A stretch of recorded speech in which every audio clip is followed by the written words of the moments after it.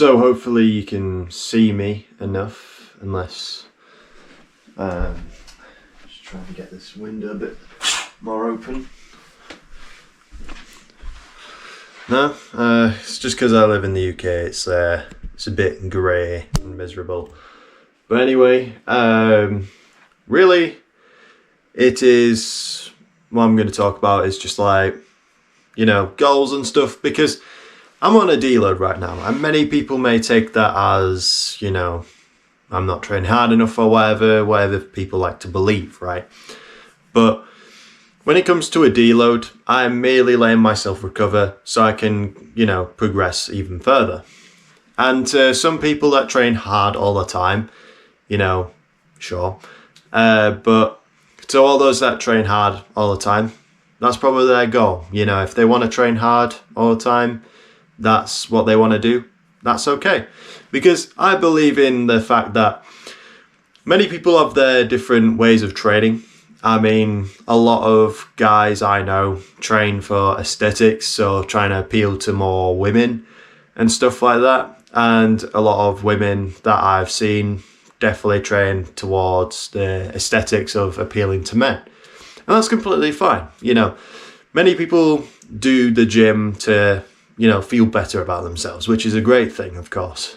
And I don't think there's a right or wrong way to do gym, because there's so many ways you can go about. You can be more fitness focused, you know, you can be more fit, so like you can have more endurance, more strength, more this, but also you can have the aesthetics part, which some people like to go on about and saying it's not functional strength, it's not all this blah blah blah. So what? Let people do what they want, and yeah, get on with your life. Because my personal goal is to get as big as I can get, as strong as I can get. Is that appealing to absolutely everybody? No. Like, I don't do this for, you know, people's approval. I do it for my own approval, because, you know, I'm genuinely curious. How big can I get? How strong can I get? You know, what's my potential like? And that's kind of what drives me to do the gym so much, because it's not that I want to, you know, look the best. Like, I'll be honest, I couldn't really give less of a shit, because I have my own goals in mind, and I don't see getting the appeal of and attention of other people as my primary, you know, source of joy, because, you know, I want to be strong. I want to be as big as I can get. I want to know what I could potentially be, because I've only got one life, and that's how I see it. But you could be different. You could be like, I want to, you know, have the, you know, most appealing physique, and that's okay. You know, you can add some fitness in there. You know, be more fit and healthy, because yet again, functional, you know, fitness like endurance, stuff like that is very attractive to many. So, you know, you could put alongside that. And really, it's not that hard to, you know, get lean and, you know, have slight muscle definition on you. And that's all really you need for so-called appealing aesthetics. For many women, it's like big lower body. To most men, it's like big upper body, you know, kind of thing. And yeah, I just like to say that, because there's loads of shit going on around saying what's the right way of training. There's not really a right way of training. And you should train for your own reasons. If you want to train for aesthetics, that's fine. If you want to train for strength, that's fine as well. But if you're following me, you're likely wanting to get as big, as strong as possible naturally, because I've been doing this for 3 years now. So yeah, I'm officially 20 now. Yay.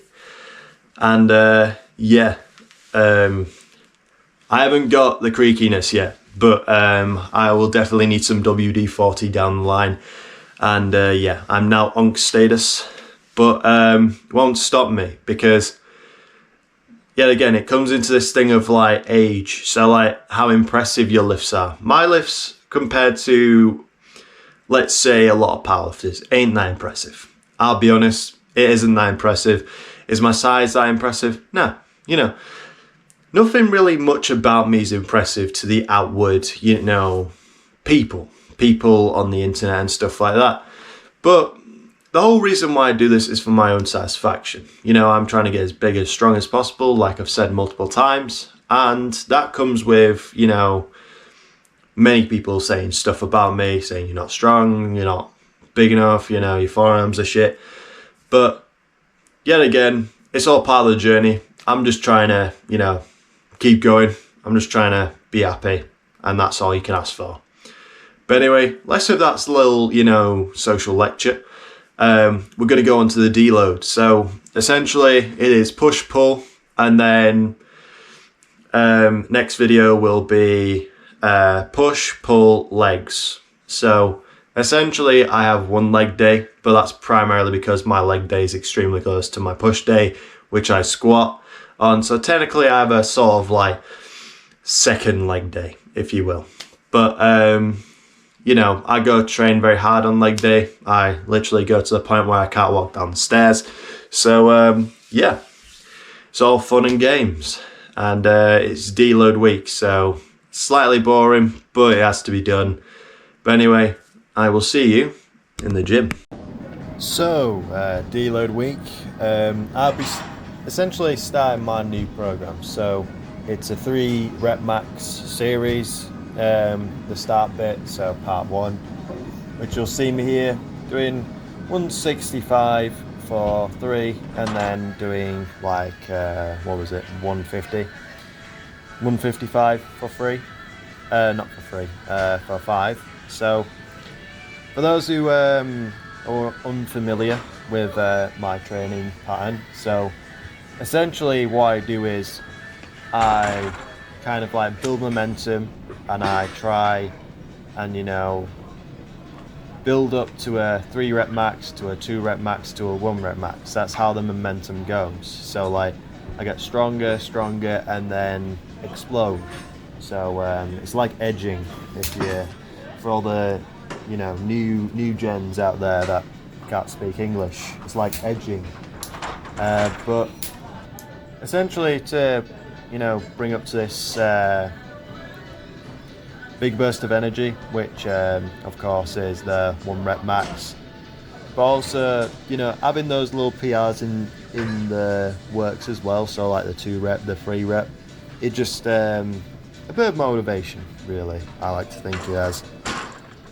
But yeah, so squat, bench, I'm doing very, very light on this day, and that's for good reason. So essentially a deload allows me to recover. So when I'm doing lesser weights than what I'd usually be doing, my body's able to recover from all the load that I was, you know, putting on myself. So like the 235 squat, the 140 bench, the, you know, attempted 260 deadlift, which unfortunately didn't go up, but you know, that's neither by the by. I just need to, you know, pick up the momentum again and go for it again. That's how I see training. You know, I'm not going to be bummed out because, you know, something didn't work, because, you know, some things just don't go to plan,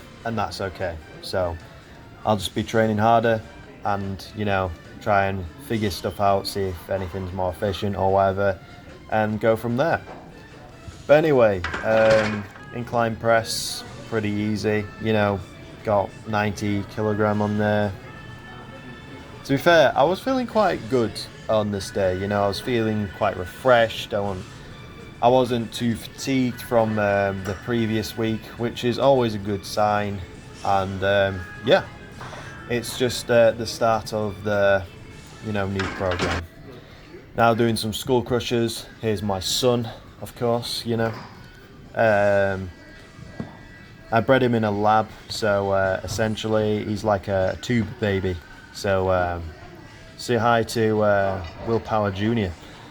But anyway, less of the jokes. You know, skull crushers, pretty easy. You know, got 55 kilos. It's feeling more like 50, so I'm getting stronger triceps, which is always a good sign.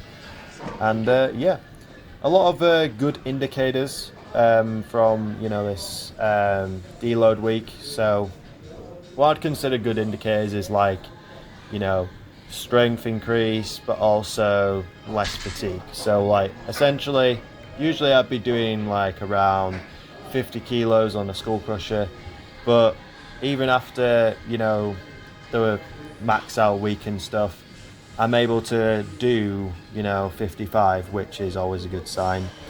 And also I didn't feel as fatigued as I thought I would. So it's all those signs coming together just shows me that I did have done this correctly. I mean, even if you so happen to not do it correctly, let's just say you're still fatigued. You just need to back it off a bit and hope. And if by the end of the week you're not feeling as recovered, you could always take another deload or just keep the weight the same and then kind of rebound from that.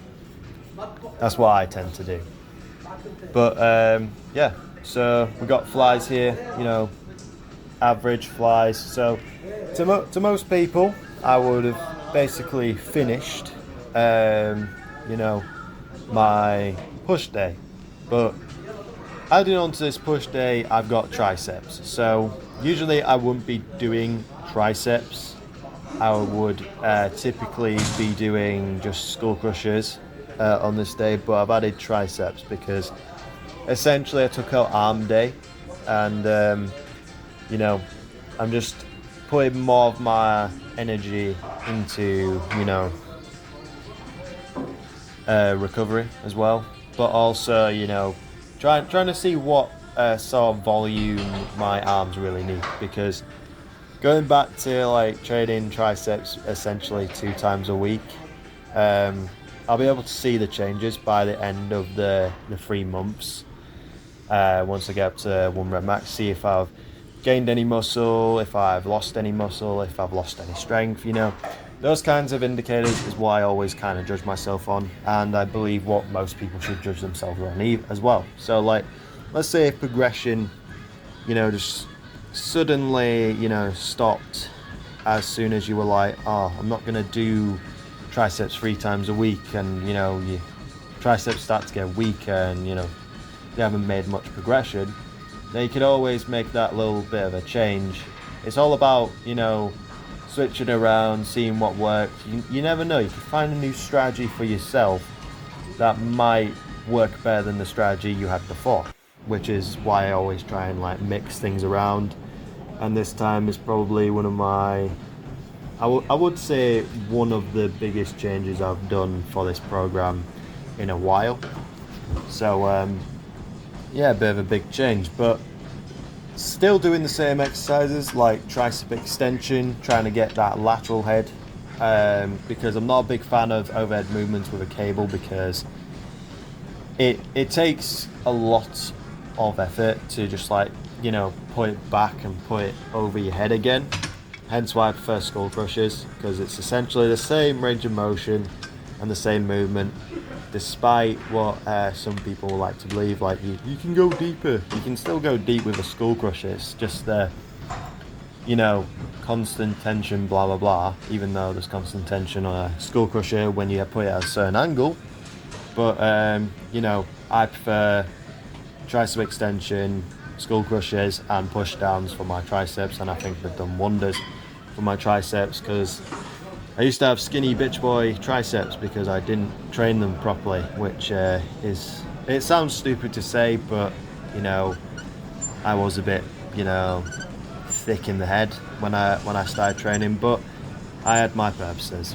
But yeah, doing push downs fairly easy, and that essentially finishes off the first push day. So that's my entire push day. Well, I call it push day 1 in this program because there's another push day that I'll go over in the next video, and you get to see the physique. The current physique right now is looking pretty okay. This is at like a peak of a bulk, so I'll start doing more cardio and then lessening my calories along the way. So I'll be keeping my calories the same, I'll just be doing more and slowly introduce myself to the cut, which is how I like to do my cuts. But anyway, deadlifts, I did 190. You get to see this bloke here, what should I say, this, you know, margarita skin boy, fucking acne boy. But yeah, doing 170 for my back downs. Fairly easy stuff, you know, not too, you know, taxing on the body. Unfortunately, I lost a set due to my camera being absolute doo-doo. So you're just gonna have to deal with the 2 sets that you see here. And yeah, and then I moved to Penlay rows, which you see here. Fairly easy, you know. A lot of my added strength movements are getting better, which is a very good sign. And you know, hopefully with my Penlay rows going up, my deadlifts will also go up, because I'm kind of struggling with RDLs at the moment, where it's like some days I feel like I can do 180, some days I feel like I can't. So it's kind of like a seesaw battle with my you know, my RDLs. But with Penlay rows, it's fairly consistent. So yeah, it's looking pretty good. You know, Penlay rows, solid.